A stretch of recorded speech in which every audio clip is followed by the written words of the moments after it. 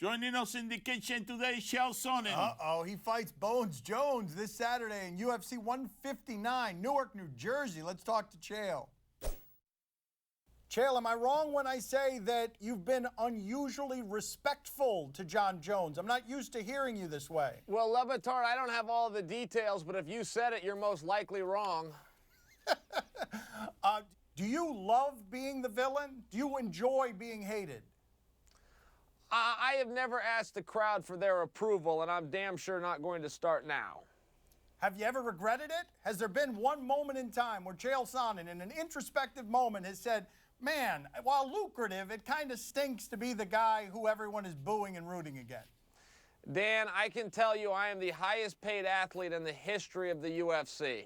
I don't like to talk about money, and I didn't get this in this sport for the money. But I got $8 million to fight Anderson Silva. It's the single biggest check they've ever written. And if we meet the thresholds that are projected for the Jones fight, I'll walk away with $10 million. So you want to act as though I'm not loved and liked? I've sold more T-shirts than anybody. I've sold more pay-per-views. I've sold more tickets. I'm the #1 contender. I'm the one they're all going to remember. And all you got to do is check your little YouTube channel and find out. The bad guy's here and the bad guy is staying. How can that be accurate, Chael? How can you make more for these fights than the champion? How can I not? I'm the biggest draw. I'm the one selling them out. What are you pretending that you're in the fight promotion business all of a sudden? No, but usually in fight promotions, the champion is always making a lot more money than the challenger. That's well, so. And generally in television, the director makes more than the talent, but something tells me that you're probably doing better than the guy holding this camera right now. How many more fights do you think you can lose and still be such a big draw?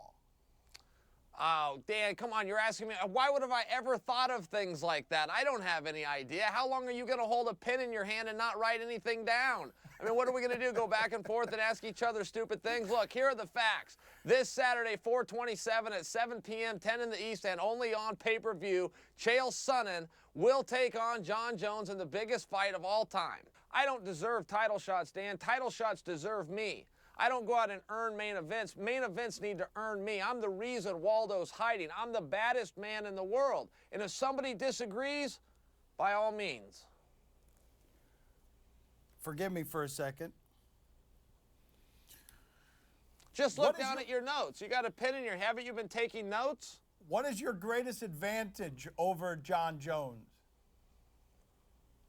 Oh, reach. Jon Jones has since apologized for the comments, but he said that you don't have a championship soul because you're a former steroid user. When you received those comments, what was your reaction? When Jon said that I took steroids, yeah, that was very inappropriate, and he apologized. He retracted it. I resented it. It's not true. It was unfounded, and he made it right.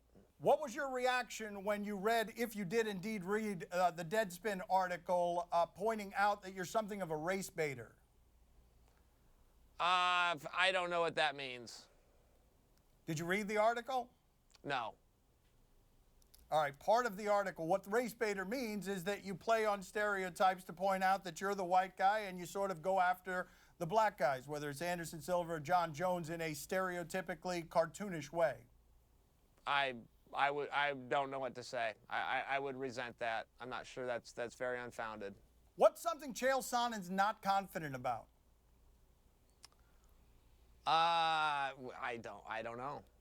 When's the last time Chael Sonnen cried during a movie because, you know, the emotions were tugged at?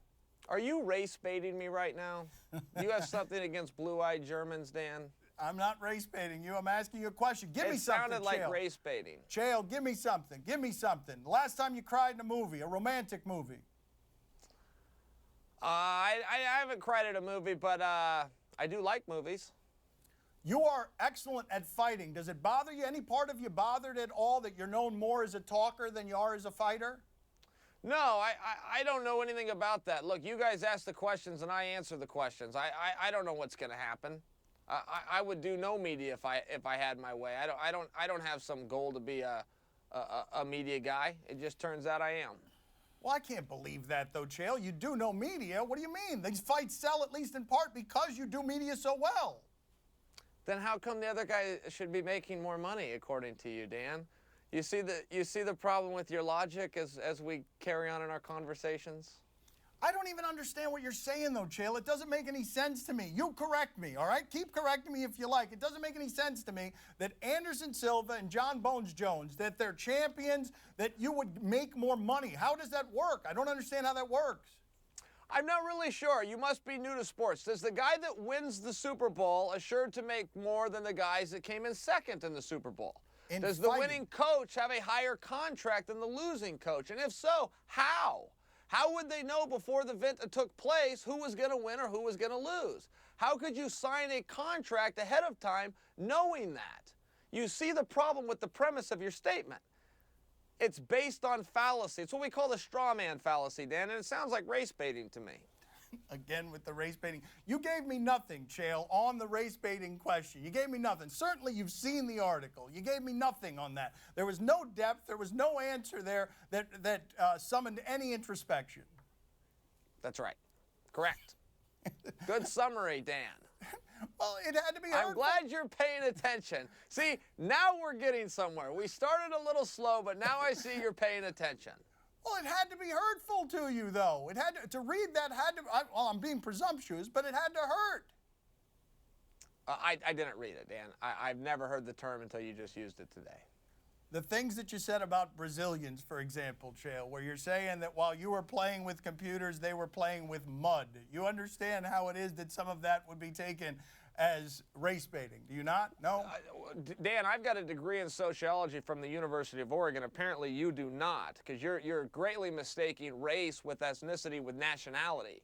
If you said that I said it about Brazil, which is not a race, it's a nation, then you might want to run the tape back and not air this because you're going to look foolish in the presence of a genius.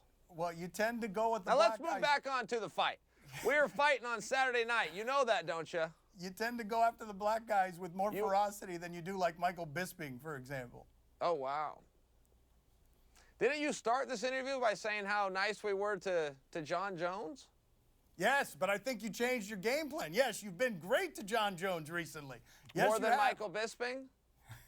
You've been unbelievably flowery in your praise to Jon Jones, uncharacteristically flowery in your praise to Jon Jones. Stunningly. All right. Chael, thank you for being on with us. You're welcome. Poppy. Gracias. Gracias. You're welcome. Have a good fight. You're welcome, Thank you, Poppy. buddy. I appreciate that.